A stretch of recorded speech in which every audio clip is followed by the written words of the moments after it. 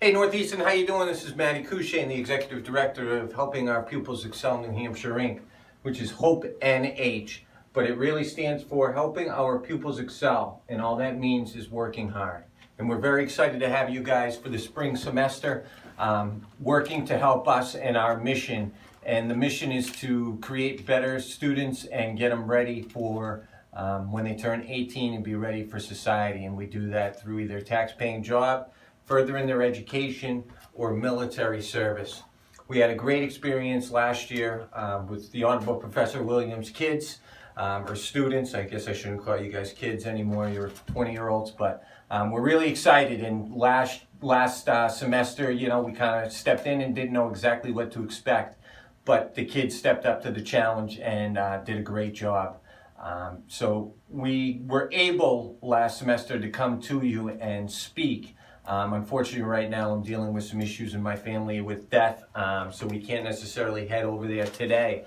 But we're missing out because one of the things that we really like is meeting you guys. That's part of the experience for us and what we like.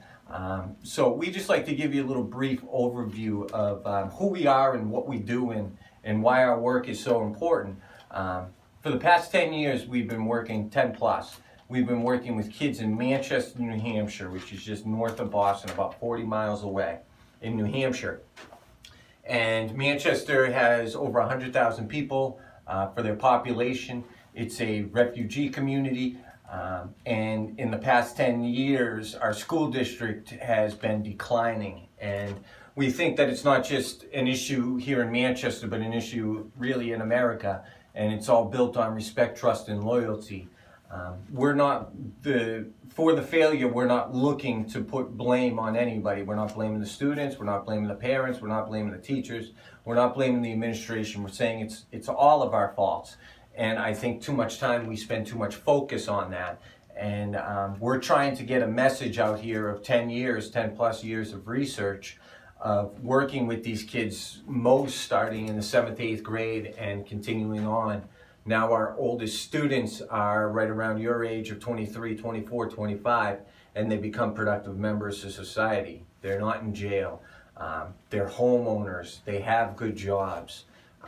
But at times when they were in high school, their data didn't look great. So we're saying it's a long-term program with a long-term solution, and it's basically based off of relationships. And it's building those relationships, and relationships now can be a negative word, and we need to change some of that. We take very calculated risks with our kids, but those are things that we don't want to do, but we have to do, is what we've learned. And it's all about motivating the kids, and you do that through a relationship, getting to know them. I know personally that I did my homework when I was in high school, and I was not the smartest student, but I did my homework because my mother wanted me to, and that's something that motivated me. And right now, once again, we're not putting the blame on the parents, but we're looking to find that motivation to these kids, how to bring the best out of them. We do have a Facebook page that we certainly love for you guys to check out, and Mark will talk more about that, our partner here, a board member of the job, and the guy who got us connected with XN and Jeff.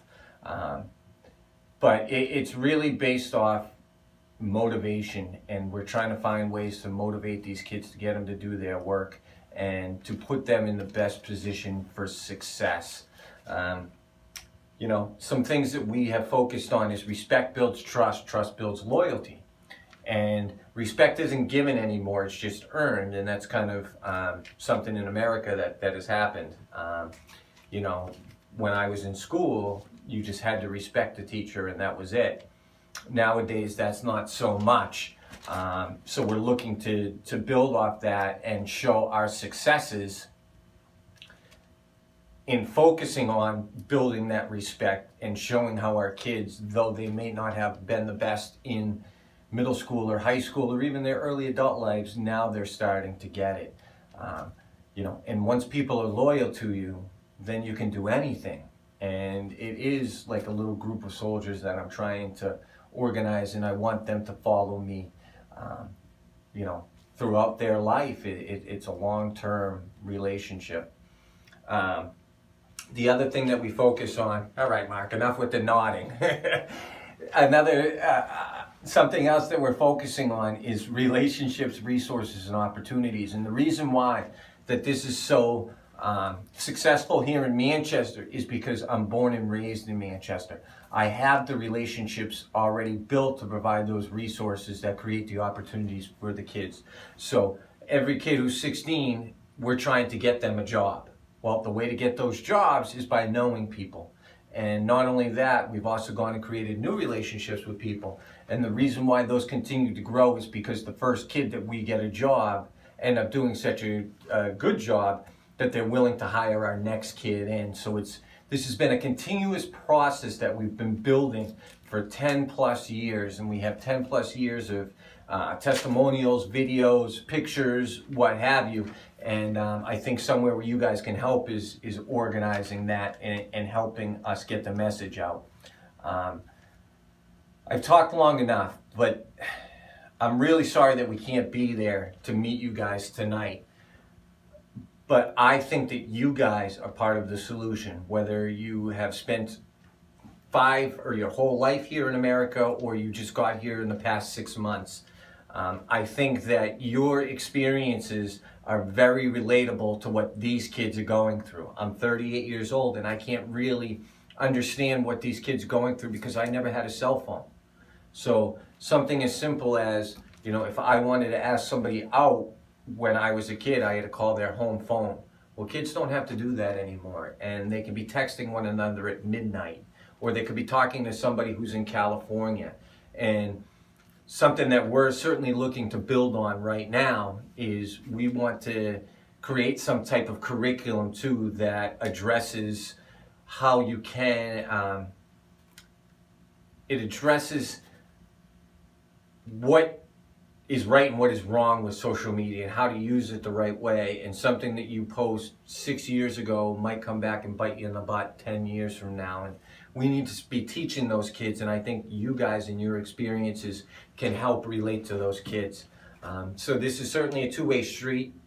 Mark and I, on our own account, did not do as well as we should have our first semester, and we really want to change that. And we want to continue to build this relationship with XN, and we appreciate the Honorable Professor Williams for sticking with us and working with us again. And I think that he sees personally that there's a huge value in what we're doing too.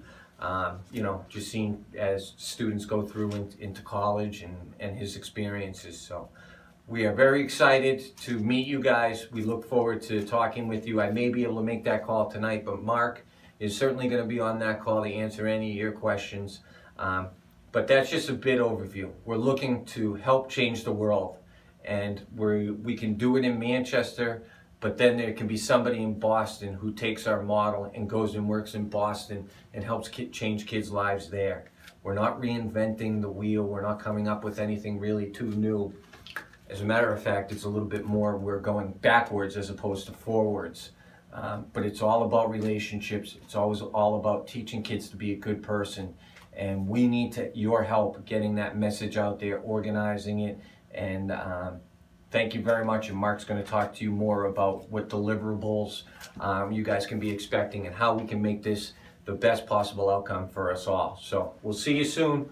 Thank you very much. Hey Matt, one question for you. Yep. So you talked about community when I first met you. Absolutely. And that community was an important part of growing these kids and making productive members of society. Yep. Can you share with the class some of the personal stories that you've told me, specifically with your mom and your father, and how that affected your... Sure. Great question, Mark. And this kind of all started, if we're going to talk about the history, this all started because when I was 12 years old, my father died. And my father died because, he was into drugs and he had been in jail and his heart couldn't keep up with all the stuff he was doing. And that could have defined my life, and I could have been unsuccessful, and it could have been easily, he had such a tough life growing up. But I believed in what adults were saying to me, and I cared enough about myself to persevere. And I want to continue to spread this message. A lot of our kids are experiencing the same thing that I experienced. A single parent raising them without much contact from the other parent, whether it be because they're just not around, they're in jail, or they have passed. And it was all about relationships, and it was all about the community, and it was about, you know, the people on Elm Street, which is one of our major streets. You know, if we were out on a Tuesday at 11 o'clock during school hours, you know, the adults in that community would say to us, "Why aren't you in school?" And that's not happening anymore. And we believe that it takes a village to really get these kids prepared, especially now because they are set up for failure, and there's so much more chance for them to make mistakes and then really suffer the consequences of those mistakes for a longer time because of the internet. So it's based off my heart and leading with my heart and believing that we can change these kids' lives, but it takes the whole community to do it. Any other questions, Mark? And anything that you guys have questions for us, please reach out and we'll do our best to make sure that we can get back to you. And thank you guys very much, and Mark's going to come on up and talk to you. Okay, thank you, Maddie. Mr. C, as the kids call him. Yep. Hey everybody, I'm Mark Constantino, and I'm one of the board members of the HOPE program. And so we're here today to make this video for you. It's week 2, and so thanks guys for helping us out with this and for looking at the list of deliverables and starting to think about ways that you can help us and get involved. So first I wanted to go over a list of what the last semester's students did and what types of groups and what types of deliverables that they chose, and some of the successes and some of the failures, and that way we don't maybe repeat the same process, right? So this will help you guys be more informed here in the next 5 weeks. So last time Group A focused on fundraising planning, and so they came up with some really great plans for how we can raise funds for a nonprofit. We're a 501c3, and what that means is hopenh.org primarily works off of donations.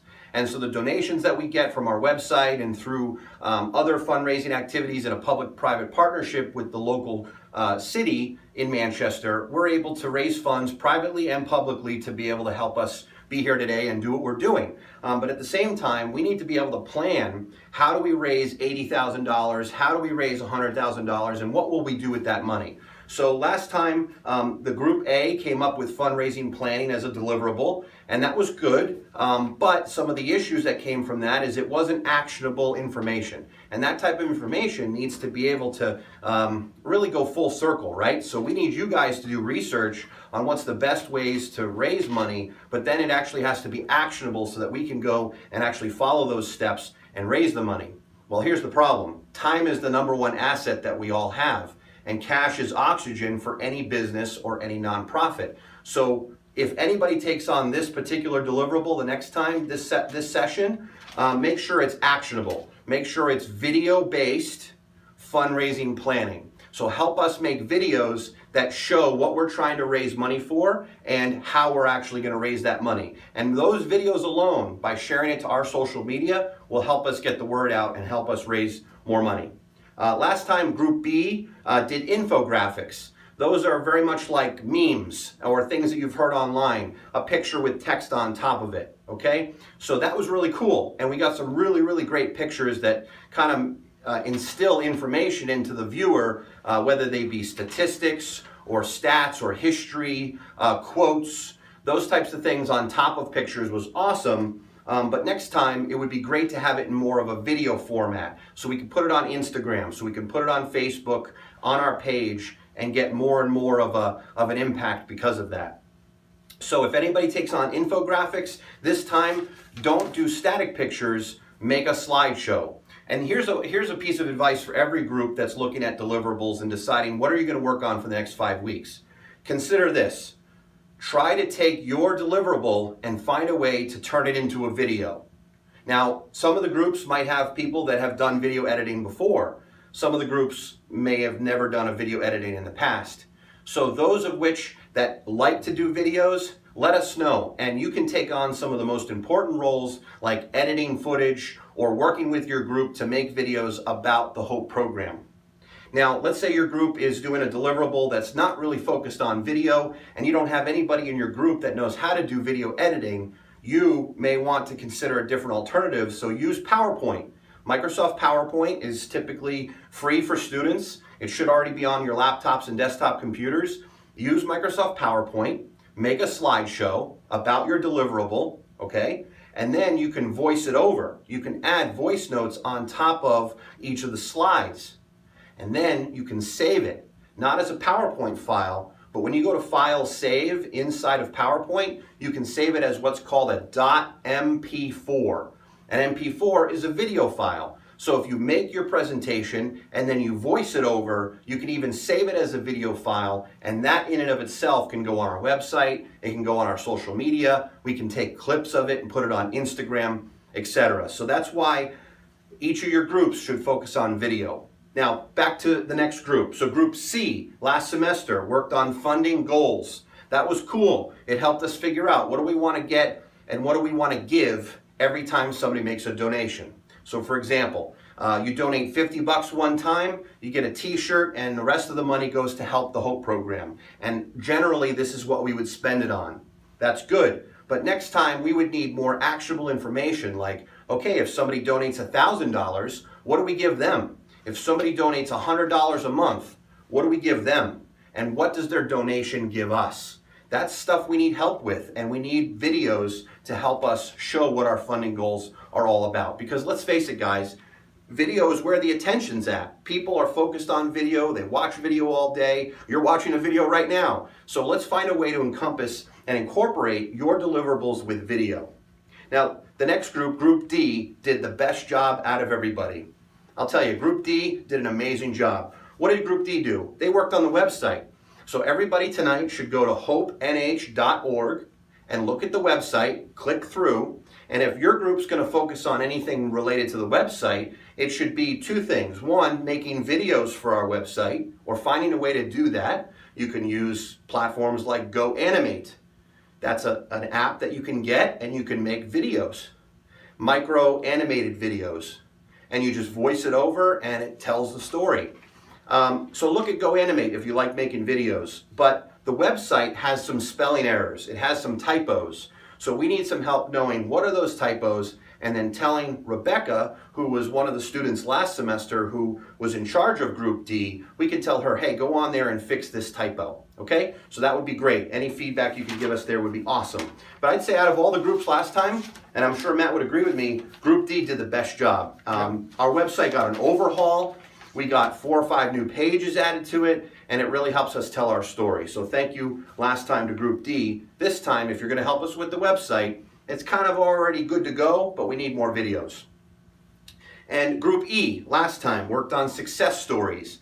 Now that was difficult for us because it wasn't really a good deliverable because we didn't have footage of students talking about their history with the program, and or we might have some of that footage, but we didn't have anybody to edit it and chop it up.